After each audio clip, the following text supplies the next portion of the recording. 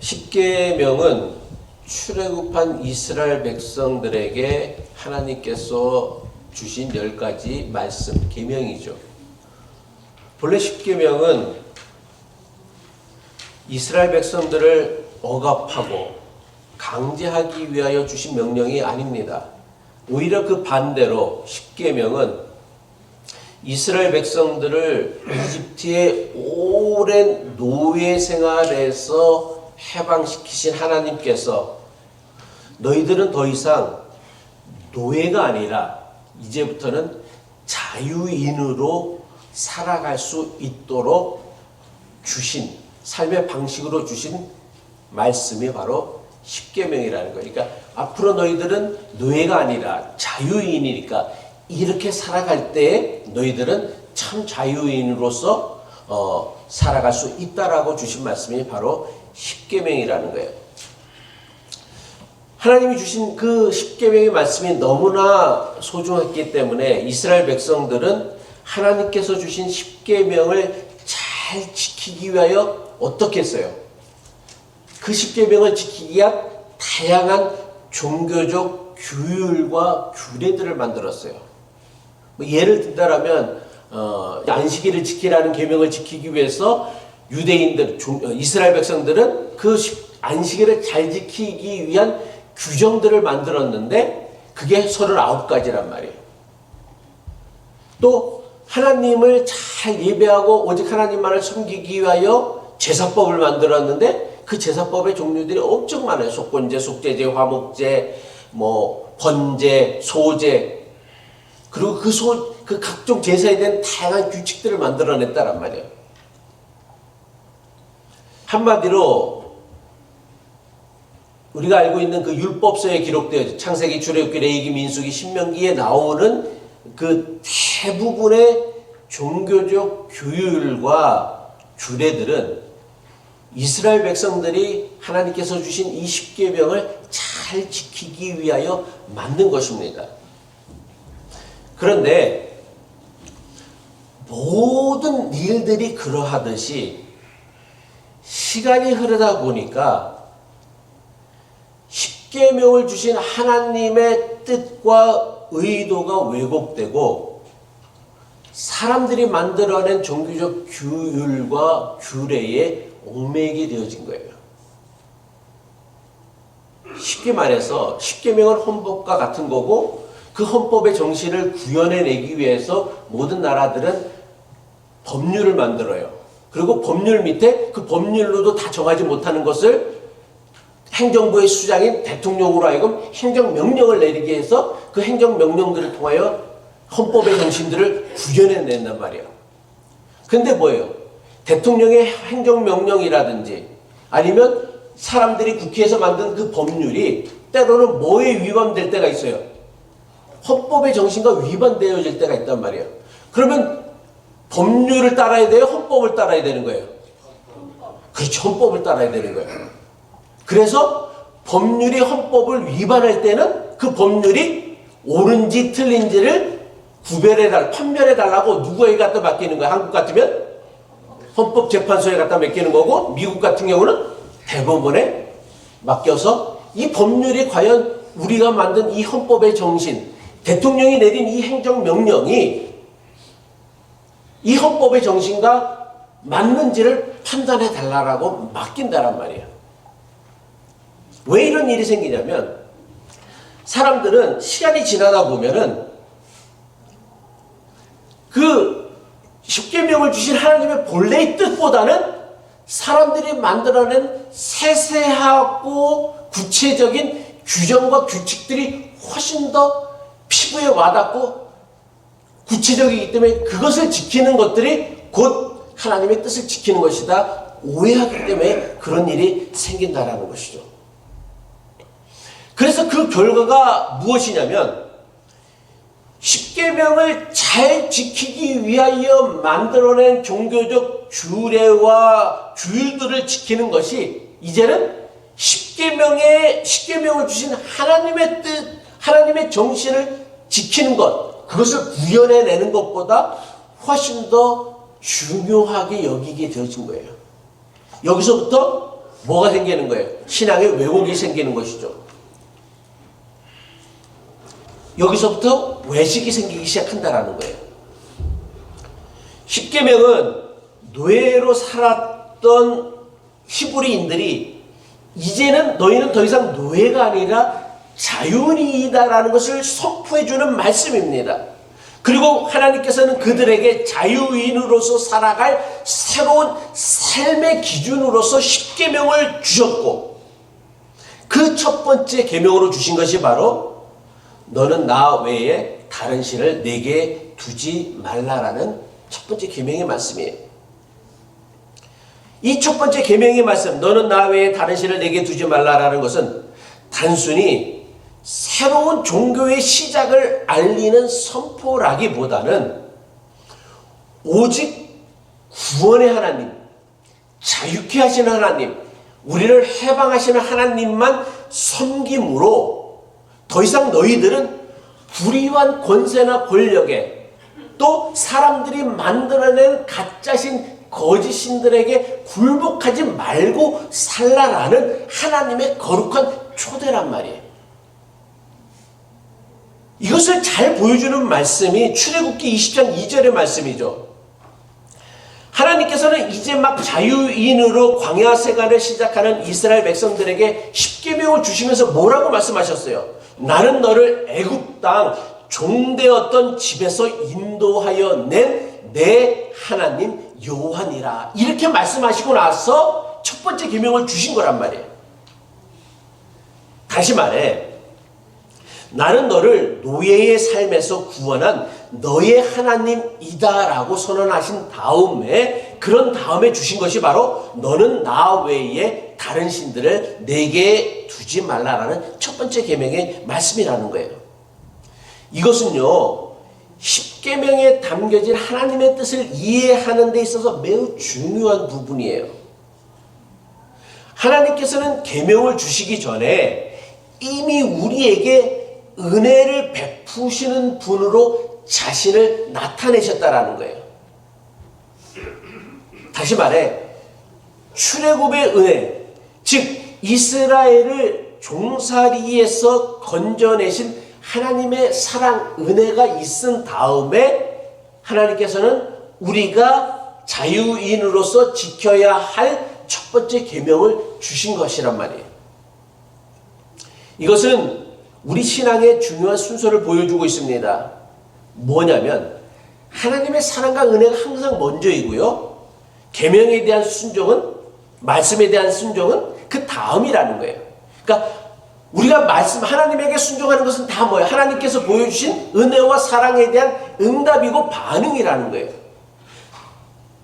하나님께서는 우리를 사랑으로 구원하시고 우리가 하나님과 사랑의 관계 속에서 살아가길 바라시기 때문에 하나님께서는 야, 너 이 계명을 지키면 너는 이제부터 내 백성이라 하지 않고 먼저 우리에게 은혜를 베푸시고 사랑을 베푸시고 그들을 노예의 삶에서 해방시켜 주세요. 죄의 권세로부터 해방시켜 주신 다음에 너 이제부터 자유인으로 살아가라. 그 자유인으로 살아가는 길이 뭐냐면 바로 너희를 억압하는 그 모든 불의한 권력, 권세, 가짜 신들로부터 자유케 되어지고 오직 하나님을 섬기는 삶을 사는 것이 바로 너희를 구원하는 길이다라고 말씀한 거란 말이에요. 그래서 하나님께서 첫 번째 계명으로 주신 너는 나 외에 다른 신을 두지 말라라는 계명은 강압적이고 독선적이며 배타적인 명령이 아니다라는 거예요.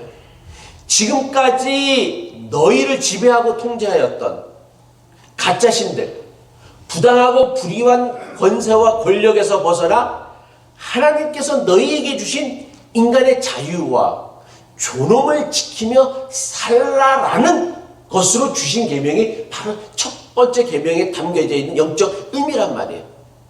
억압과 착취를 정당하고 합리화하고 그리고 거기에 굴종하게 만드는 모든 거짓 신들을 거부하고 노예의 삶에서 해방하신 하나님만을 삶의 기준과 주인으로 삼으라고 하시는 그 초대가 바로 너는 나 외에 다른 신들을 내게 두지 말라라는 십계명에 담겨진 첫 번째 계명의 가장 중요한 영적 의미란 말이에요.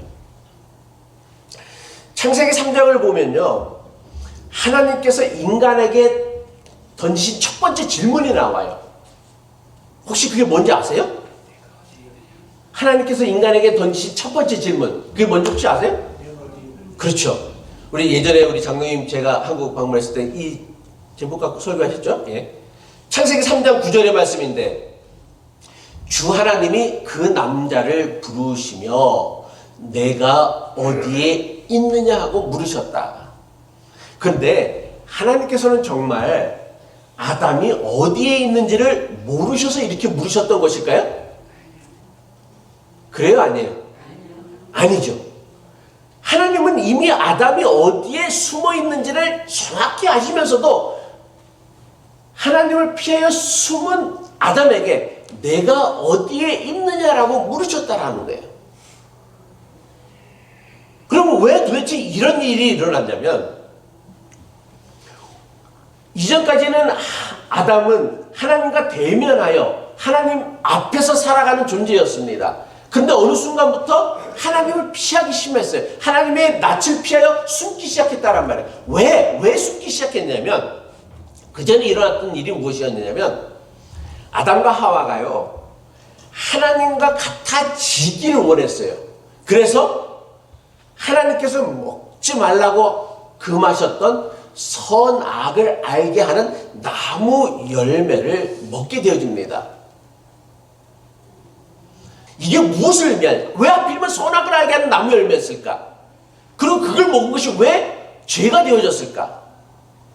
선악을 알게 하는 나무 열매를 먹었다라는 것은 뭐를 의미하느냐면, 이전까지는 선악을 나누는 기준은 누구예요? 하나님이셨다란 말이에요. 그리고 우리는 그 하나님이 나누신 선과 악의 기준에 우리는 어떻게 했어? 따르며 살아갔어. 그러니까 하나님과 대면하여 하면은 피할 일이 없어서. 왜? 하나님이 나누시대로 이것은 옳은 일이라면 옳고 이것은 나쁜 일이라면 나쁜 일이라고 받아들이고 인정을 했는데, 사람이 선악을 알게 하는 나무 열매를 먹었다라는 건 뭐예요? 이제부터 하나님이 나누신 기준, 선악을 나누는 기준 대신에 누가 기준이 되겠다라는 거예요? 내가 기준이 되겠다라는 것이죠. 내가, 하나님이 아니라 내가 기준이 되겠다라는 것이 바로 선악을 알게 하는 나무 열매를 먹었다라는 말씀에 담겨진 의미란 말이에요.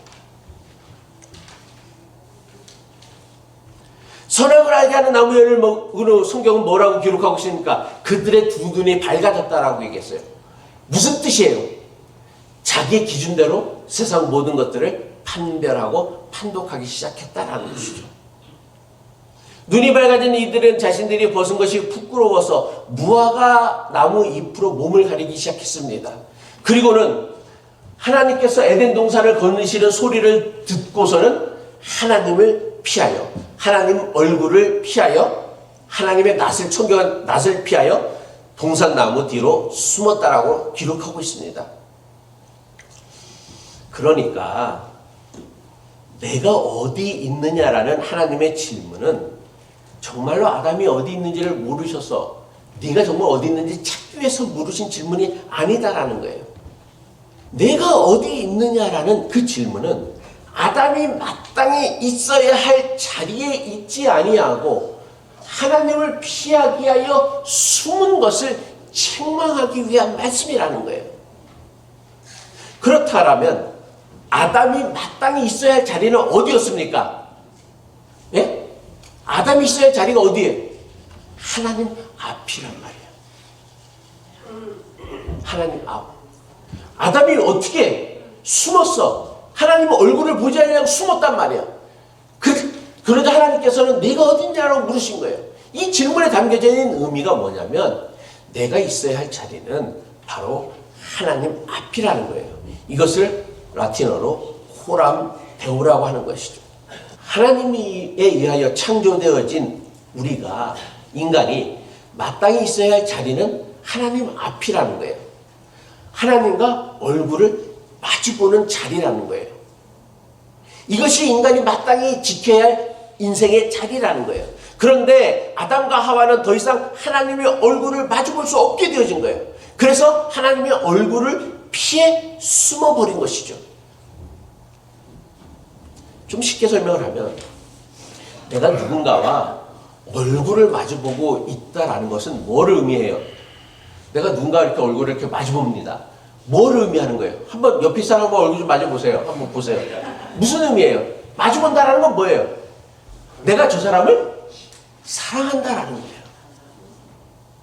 사랑한다라는 거예요. 부부간의 얼굴을 마주보죠. 사랑하기 때문에. 그런데 이 사랑이 깨지면 어떻게 되어져요? 얼굴을 돌리기 시작해요. 보려고 하지 않아요.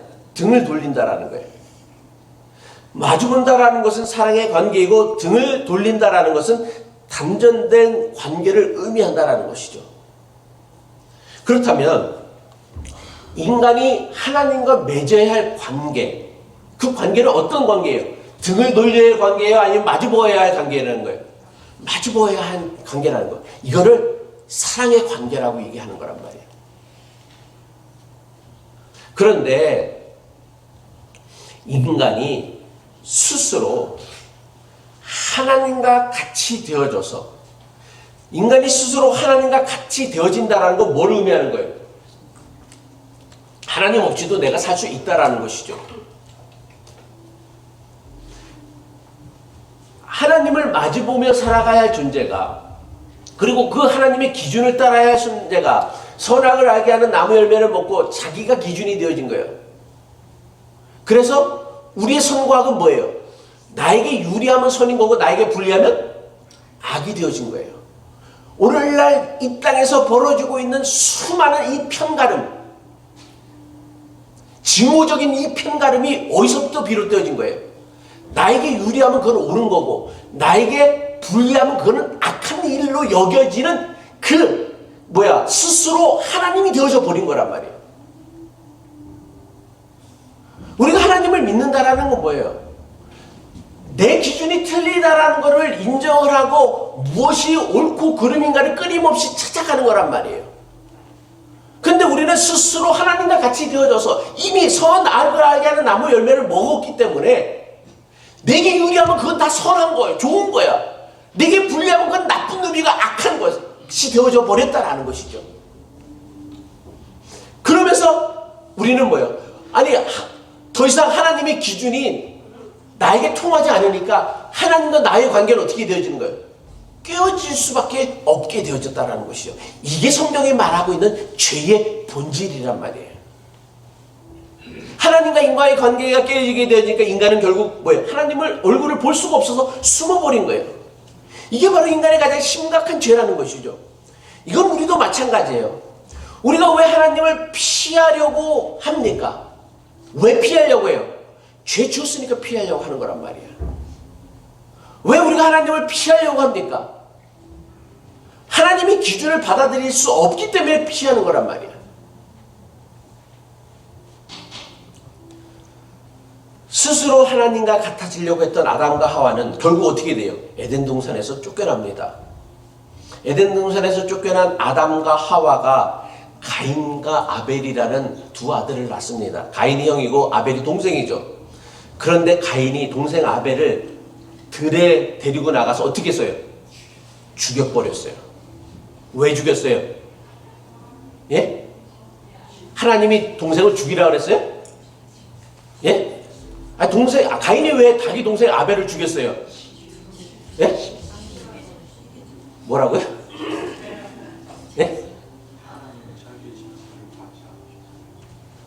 그럼 하나님을 죽여야지 왜 아벨을 죽여? 예? 맞아요. 하나님을 못 죽이니까 아벨을 죽인 거예요. 아벨을 죽였다는 건 결국 뭐예요? 하나님보다 내가 기준이라는 거예요. 하나님 기준이 아니라, 아니야, 만약에 가인이 정말 하나님을 대면하고 하나님을 믿는, 인정하는 사람이었다면, 하나님이 그렇게 했다면 그건 그 하나님의 뜻에 따라야 되는 게 마땅한 인간의 도리인데 하나님의 뜻 따르고 싶지 않은 거야, 가인은. 왜? 스스로 자기가 하나님인데 내 거는 거부하고 얘 거는 받아들여? 그럼 그거 하나님도 잘못되고 내 아들도 내 동생도 나쁜 놈이 생긴 거야. 그러다 보니까 자기 동생 아벨을 죽이고 말았다라는 것이죠. 가인은요, 자기 동생 아벨을 죽이고도요, 마치 아무 일도 없었던 듯이 살아갔습니다. 왜? 자기에겐 그게 죄가 되지 않기 때문에.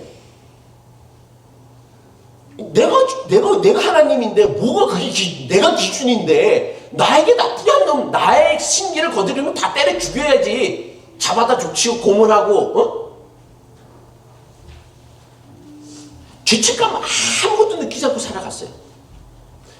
그런 가인에게 하나님께서 나타나셔서 물으십니다. 하나님께서 가인에게 물으셨던 질문이 뭐였죠? 그렇죠. 창세기 4장 9절이죠. 주께서 가인에게 물으셨다. 너의 아우 아벨은 어디에 있느냐 물으셨어요. 이건요, 하나님께서 아담에게 물으셨던 내가 어디에 있느냐라는 질문과 사실은 일맥상통하는 질문이에요. 하나님께서 정말 그의 동생 아벨이 어디에 있는지 몰라서 이렇게 물으신 걸까요? 예? 아니요, 그렇지 않죠. 하나님은 이미 가인이 아벨을 죽인 걸 알고 있었어요. 그럼에도 불구하고 가인에게 나타나서 내 아우 아벨이 어디 있느냐라고 물으신 거예요. 그러자 가인이 뭐라고 대답한지 아세요? 뭐라고 대답했어요? 내가 아우를 지키는 자이니까.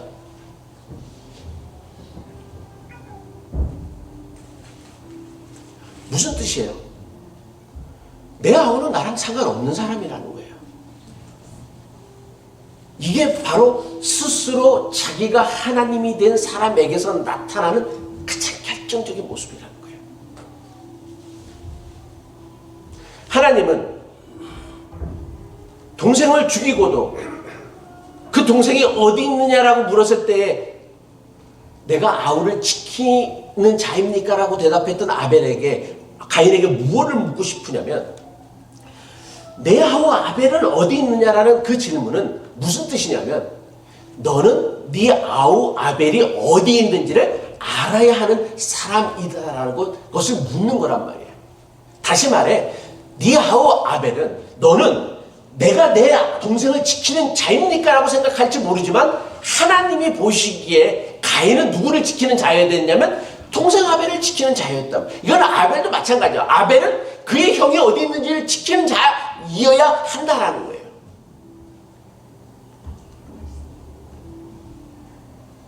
하나님께서 아담에게 물으셨던 내가 어디에 있느냐라는 질문과 가인에게 하신 내 아우가 어디에 있느냐라는 질문은 인간이란 도대체 어떤 존재인가에 관하여 가르쳐주는 말씀이란 말이에요. 우리는 이 두 질문 앞에 날마다 서야 한다라는 거예요. 하나님 앞에 선다라는 건 바로 이 질문 앞에 서는 거란 말이에요. 다른 게 아니에요. 하나님 앞에 선다고 해서 보이지 않는 하나님 앞에 우리가 어떻게 쓸 수 있냔 말이에요. 하나님 앞에 선다라는 거는 하나님이 인류에게 주셨던 그 두 가지 질문, 가장 근본적인 근원적인 질문, 내가 어디 있느냐, 내 아우 아벨이 어디 있느냐, 이 두 질문 앞에 서는 것을 의미한다란 말이에요. 그런데 하나님께서 아담에게 물으셨던 내가 어디에 있느냐라는 질문을 통하여 하나님께서는 하나님과 인간과의 관계를 물은 거예요. 가인에게 하신 내 아우가 어디에 있느냐라는 질문으로는 사람과 사람과의 관계에 관하여 물으셨던 질문이라는 것이죠.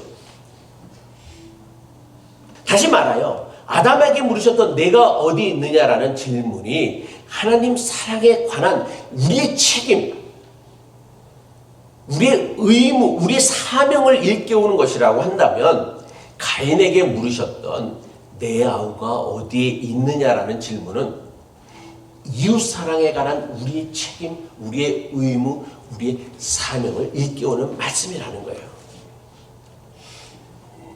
그리고 하나님 사랑과 이웃사랑은 별개의 것이 아니라 하나로 연결되어진 하나의 계명이다라는 것을 말씀하는 것이죠. 이처럼 하나님을 사랑하는 것과 함께 살아야 할 이웃을 사랑하는 것은요, 인간이 인간다운 삶을 살기 위한 가장 본질이자 핵심이에요. 그리고 하나님 사랑과 이웃 사랑이라는 그 인간됨을 이루어 가기 위하여 주신 계명이 바로 십계명 중에서 첫 번째 계명을 주신 너는 나 외에 다른 신을 내게 두지 말라라는 첫 번째 계명이란 말이에요. 우리가 하나님과 깨어진 관계가 회복되어져 참된 사랑의 관계를 회복할 때에 우리는요, 불안과 두려움을 조장하고 사람들 사이에서 편을 가르며 우리를 지배하고 통제하려는 거짓된 우상, 불의한 권세, 권력으로부터 벗어나 참된 자유를 누릴 수 있다는 거예요. 그리고 우상과 탐욕에서 벗어나 불의한 권세와 권력의 지배에서 벗어나 하나님과 바른 관계를 우리가 이룰 때에만 자연스럽게 우리는 다른 사람과의 관계에서도 차별이나 혐오, 착취가 사라지게 된다는 사실입니다. 왜 우리가 차별하고요, 혐오하고요, 사람을 억압하고요, 착취하려고 합니까? 자기가 하나님이라 생각하기 때문에 그러는 거예요. 하나님을 대면할 줄 아는 사람, 하나님을 인정할 줄 아는 사람은요, 절대로 자기가 기준이 되어져서 함부로 다른 사람들을 차별하거나 억압하거나 혐오할 수가 없어요. 모든 인간과의 관계에서 나오는 차별과 혐오는 다 뭐예요? 자기가 기준인 거예요. 인종차별이 뭐예요? 하나님이 내가 제일 뛰어난 민족이다라는 거예요. 뛰어난 인종이라는 거예요. 그러니 나와 다른 인종은 다 뭐예요? 저급한 인종이라 여기는 거예요. 이게 뭐예요? 모든 인류, 우주 만물을 창조하셨다 하나님을 인정하지 않는 믿음에서 나오는 거란 말이에요. 우리가 나와 다른 사람들을 혐오하는 이유가 뭐예요? 내가 기준인 거예요. 이처럼 하나님을 사랑하라는 것, 너는 나 외에 다른 신을 내게 두지 말라는 그 계명을 우리가 받아들인다는 것은 하나님을 사랑하라는 것뿐만 아니라 우리가 스스로 하나님이 되어져서 우리가 매겼던 그 모든 가치들, 선악의 판별들, 차별들, 혐오들, 이 모든 것들을 타파하고 극복해 나가는 것들을 의미한다는 것이죠. 하나님만이 우리의 유일한 주인이라는 믿음을 가질 때 우리는 서로를 동등하고 존엄한 존재로 바라보게 되어지는 결정적 전환점이 되어지는 거란 말이에요. 그러니까 우리 안에 차별이 있어. 누군가를 차별해. 가난한 사람들을 차별해. 못생긴 사람들을 차별해. 나와 색깔이 다른 사람들을 차별해. 나와 성적 지향이 다른 사람들을 차별해. 이건 다 뭐예요? 아직 우리는 하나님을 내 인생의 유일한 주인으로 받아들이지 않는 거예요. 누가 기준인 거예요? 누가 자기 인생의 주인인 거예요? 네 생각, 자기 신념이 자기 주인이라는 것이죠.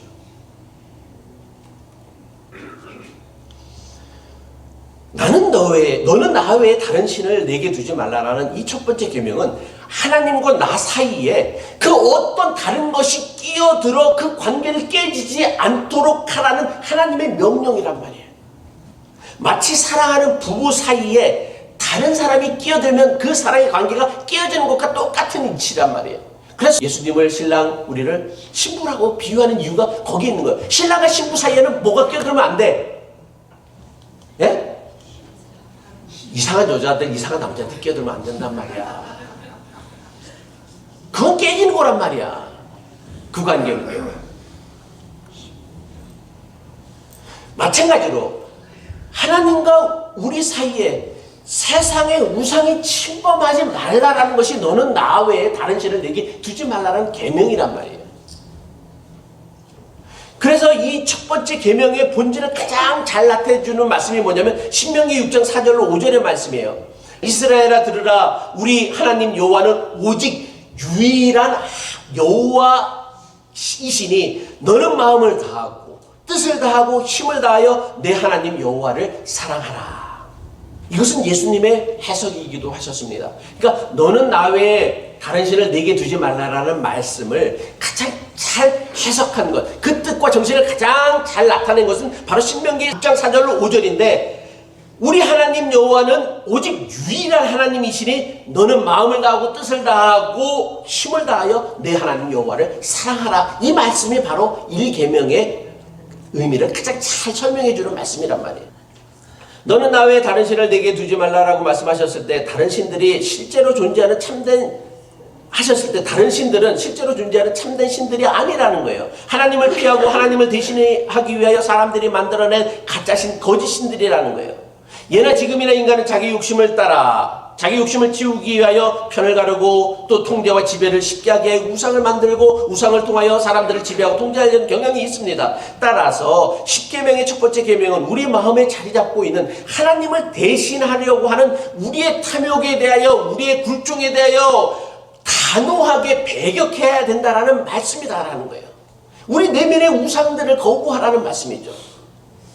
첫 번째 계명은요, 결코 종교 간의 경쟁을 부추기거나 다른 종교에 대한 배척을 강요하는 요구하는 말씀이 아니에요.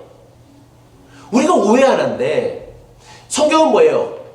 유일한 여호와 하나님은 우리의 유일한 하나님이라고 그랬어요. 근데 우리는 유일한 것을 뭐라고 생각하면 최고의 하나님이라고 생각을 한단 말이에요. 그래서 하나님을 세상의 여러 신들 가운데 속에 최고의 신, 우뜸의 신으로 모시려고 한다라는 거예요. 유일하신 하나님으로 하나님을 섬긴다는 게 뭔 뜻이에요? 그 하나님의 이름을 앞세워서 힘이 없는 다른 민족들을 침략하고 힘으로 강제로 굴복시키고 굴종시키라는 게 아니란 말이에요. 유일하신 하나님을 섬긴다라는 건 뭐냐면 마음을 다하고 뜻을 다하고 힘을 다하여 내 하나님 여호와를 사랑하는 것. 다시 말해 나뉘어지지 아니하는 온전한 마음으로 오직 하나님만을 바라보며 살아가는 것. 그래서 하나님의 기준을 찾아가는 것. 선과 악이 내게 유리하면 선이고 내게 불리하면 악이 아니라 하나님이 말씀하시는 선은 무엇인가, 하나님이 말씀하는 악은 무엇인가를 끊임없이 찾아가는 거란 말이에요. 인생이라는 게 찾아가는 거란 말이에요. 어떤 것도 확정질 수 없이 끊임없이 찾아가는 거예요. 그래서 우리는 끊임없이 고민해야 되는 거예요. 하나님이 이 두 질문 앞에 내가 어디 있느냐, 내 아우 아벨이 어디 있느냐라는 그 질문 앞에서 끊임없이 나는 어디에 서 있는지, 나는 내 이웃을 어디에 두고 있는지를 생각해 봐야 한다라는 것이죠. 말씀을 마칩니다. 우리는 매일같이 내가 어디에 있느냐라는 질문에 답을 하며 살아가야 하는 존재라는 거예요. 내 아우 아벨이 어디 있느냐라는 질문에 답을 하며 살아가야 하는 존재라는 거예요. 오늘 우리는 하나님 앞에 코람데오의 자리에 서 있는가, 아니면 세상의 가치와 우상 뒤에 숨어서 하나님을 피하고 외면하고 있지 않는지를 생각해 보아야 한다라는 거예요. 코람데오의 삶, 하나님 앞에서 살아가는 삶은 거창하고 대단한 게 아니라는 거예요. 하루의 시작과 끝을 하나님 앞에서 정직하게 자신을 돌아보는 거예요. 오늘 내가 어디에 있었는지, 오늘 내 이웃은 어디에 있었는지를 생각해 보는 거란 말이에요. 코람데오의 삶은 거창한 게 아니에요. 사람들에게 인정받기보다 하나님 앞에서 정직하게 살아가려고 애쓰는 것, 이게 바로 코람데오란 말이에요.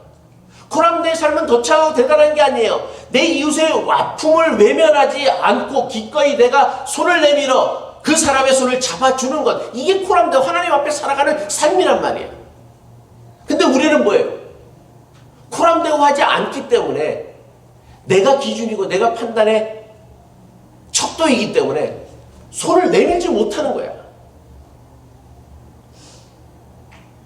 하나님을 피하는 거야, 자꾸만. 바라기는 매 순간 하나님 앞에서 살아갈 수 있는 코람데오의 인생이 되시길 바랍니다. 그래서 우리의 삶이 유일하신 하나님만이 주시는 인간의 존엄과 자유를 지키고 누리며 살아갈 수 있기를 주님의 이름으로 간절히 축복합니다. 기도하겠습니다.